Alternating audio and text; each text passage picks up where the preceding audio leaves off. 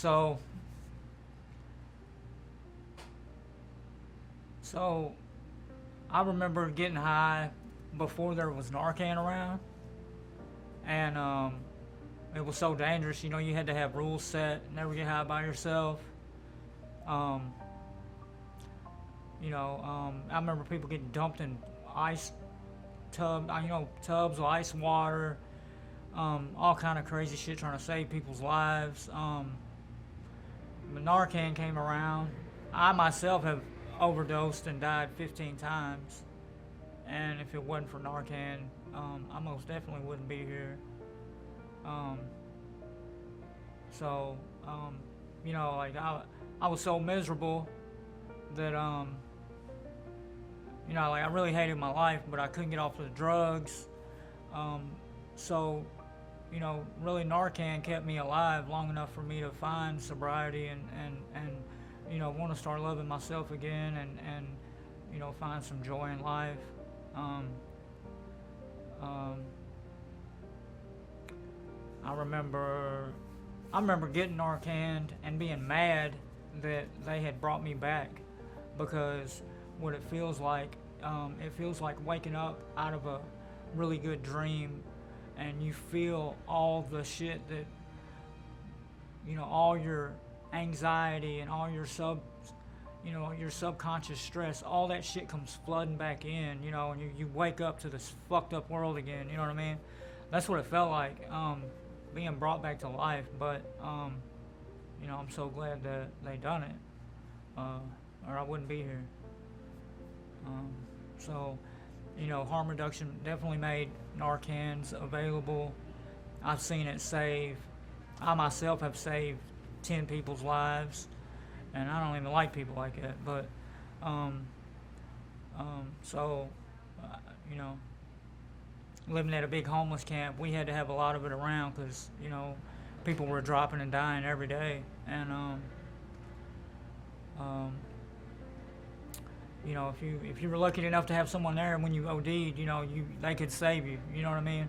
Um, but if you weren't, fentanyl's killing us. You know. Um,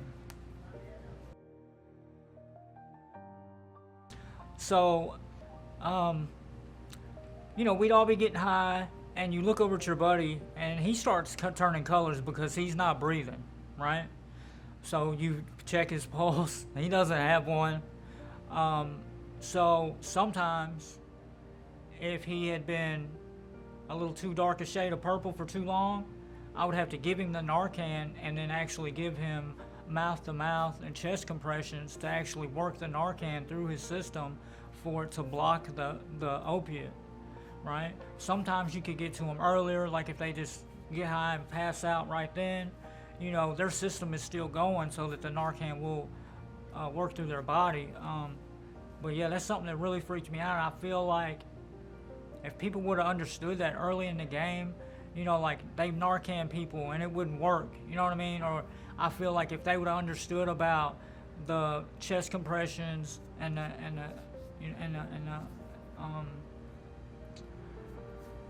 the mouth to mouth, to work it in their systems, like maybe it could have saved a few more lives. So that's, and I only learned that just from, like my friend didn't have a heartbeat, he didn't have a pulse, he wasn't sucking no air, like his system had shut all the way down. And then when I put the first Narcan in him, I waited and waited, and then when I hit him with the second one, I got scared, you know what I mean? Like I wanted to make sure it was doing what it was supposed to do, you know what I mean? Because I wasn't even sure if his blood was still pumping at this time, but, I guess, the chest compressions, you know what I mean? And the breathing when you put the air in the lungs, you know what I mean? It will make the blood pump, kind of like, fuel coming through a fuel line, you know what I mean? I remember getting high before there was, you could turn in dirty needles and get new ones.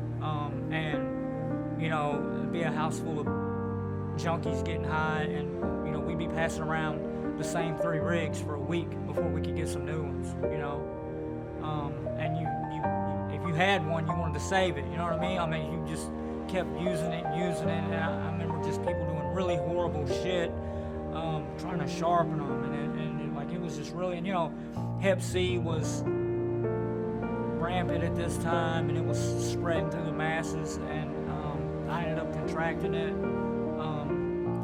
And then, when harm reduction did get started and needle exchange was going around, you could use a new one every time. You didn't have to worry about that. So you didn't have to worry about catching something from somebody, because you're using, their works or whatever.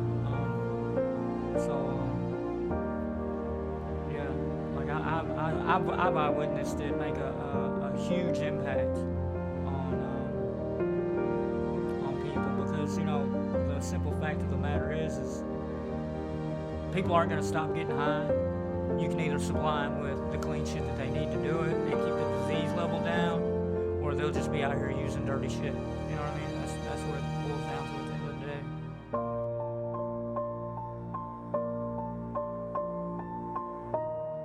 I used to overdose every time I got a new bag. You know what I mean? Every time I would get different dope, my body wouldn't be ready for it, and I would overdose. You know what I mean? Every time, bro. Every time I get a new $50 sack, bro, I would overdose. And it done that to me the whole first year that I was getting high on fent. You know what I mean? And so I think it's real important that people know that fentanyl is a drug that is made to knock you out, right?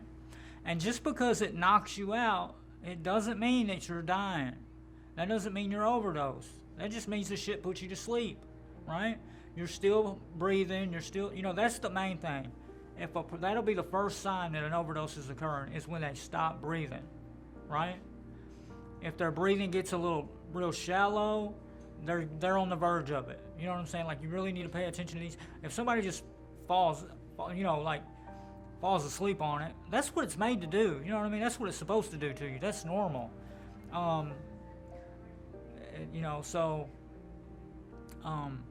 know if I was just getting good and high and you Narcan me, I'd be real mad.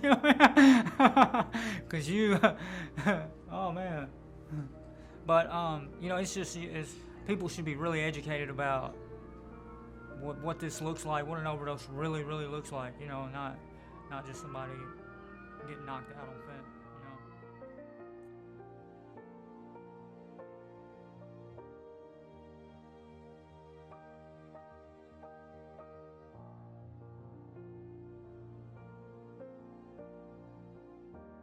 Your anonymity is most definitely protected. You know what I mean? So nobody can just put your business out there like that.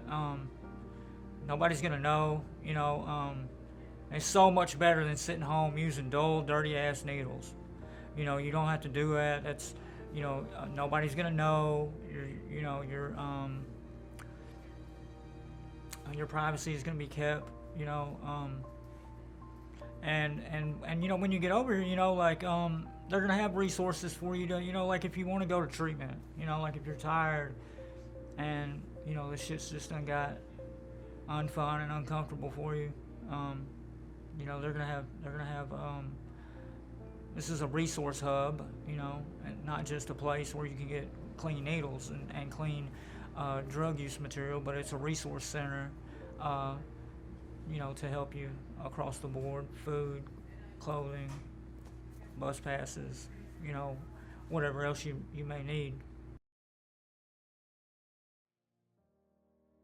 I remember a time when it wasn't around, and we would have to go to Walmart or Kroger, or some pharmacy and try to buy some needles, and if you're not a diabetic, you know what I mean? Like, they know what you're doing with them. You know what I mean? So that's its own thing in itself. You know what I mean? Like, you got to go in there and put yourself on camera in front of these people and ask for some syringes. You know what I mean? And this just keeps you from having to do that. And they want you to be clean and safe. You know what I mean? They're going to supply you with Narcan. You know what I mean? And that's really made the biggest difference. It's just people are really Narcan's available. They've really made Narcan available, and I've seen it save so many lives, including my own.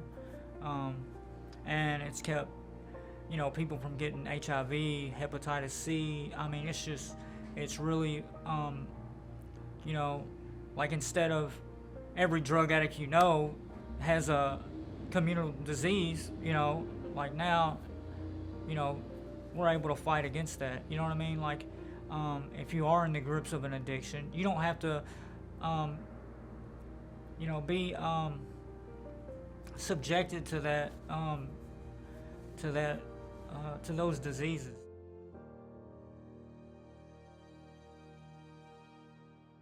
You don't have to get HIV just because you're a drug addict.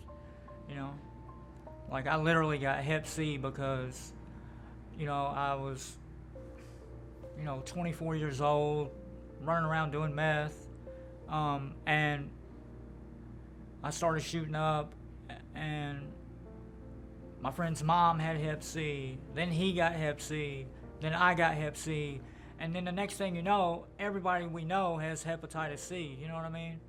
And being able to come and get clean material just keeps all that from happening, It doesn't have to happen. And you really don't realize the damage that stabbing a dull needle in your arm can do anyway, time and time again.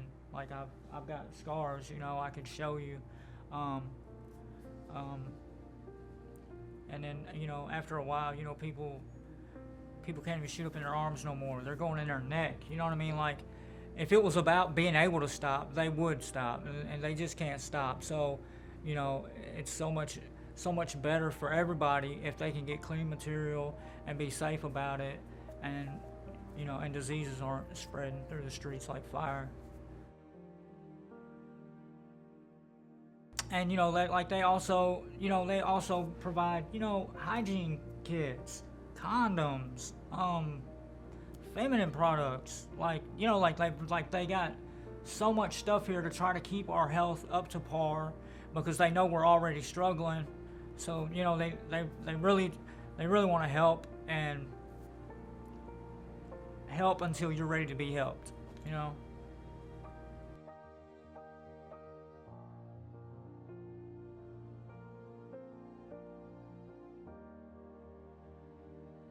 So I OD'd that afternoon, and I had to, as soon as they Narcaned me, I was sick, so I had to wait like 45 minutes to an hour. I got high again, and I'm sitting there, like, basically hitting the bottom, knowing that I can't keep going on like this. I can't be dying every other day and then going and getting the same dope. Like this has really got to come to an end. And so the sun had already set and it was dark, and I was looking back, seeing the skyline, and the city was beautiful that night. And then I was looking back down underneath the viaducts, and all these fires were going, and the flames were shadowing off of the pillars, and all these people are in and out of the pillars with fucking psychosis, and and all this burning trash and nasty, ugly shit, and it really scared the shit out of me, because I was a big part of that, causing all that destruction and all that ugliness. And basically it just started out as, I thought, a harmless party, a harmless homeless party. We were just surviving, but I was seeing people deteriorate in front of me every day. Their fucking faces people were starting to look dead, and it was, you go uptown, you see all these pretty people, and then you come back to camp and you see all these fucking dead people, and I was dying every other day, and I was like, I don't know why I'm not just dying like the rest of them. Like, I don't know why I keep coming back. And I never did die. I just kept coming back. And so, it just scared me real bad. I was actually causing a lot of that. And, so yeah, that's, and we lived down there, the camp started because people were leaving the healing place and just moving down there under the viaducts. It started with just a few, and then we moved down there, and I remember they were tearing the projects down, and we would go in there at night and steal copper, right? So we were doing really well, and we kept drugs and we kept money, You know, we was able to buy motorcycles and mopeds and just bullshit, you know, that we thought was gonna help us steal better or whatever. But as the years went by, it snowballed until there was like 150 people down there, and people were dying every day. You know, we had gun violence down there. People were getting robbed, beat, girls getting raped. Like it turned into something really fucked up and nasty down there. You know. Yeah. So I had to go to detox. I've been trying to get sober. I've been trying a lot of different ways to get sober. I've been to detox several times. I've been trying to beat this thing for a bunch of times, and I kept relapsing, and I didn't understand that I kept relapsing because even though I was getting sober, I couldn't stay sober. The reason why I couldn't stay sober is because I wasn't fixing the shit that was originally bothering me to get me on the drugs in the first place. I was something would bother me and I would just cover it up with more drugs, right? But basically it just comes from some shit that in my mind I think is some trauma that I needed to work through. Something, you know, I didn't like the way I felt. I didn't like who I was. So I would try to cover it up with drugs. But drugs aren't going to fix it. Drugs are You're only going if to you don't like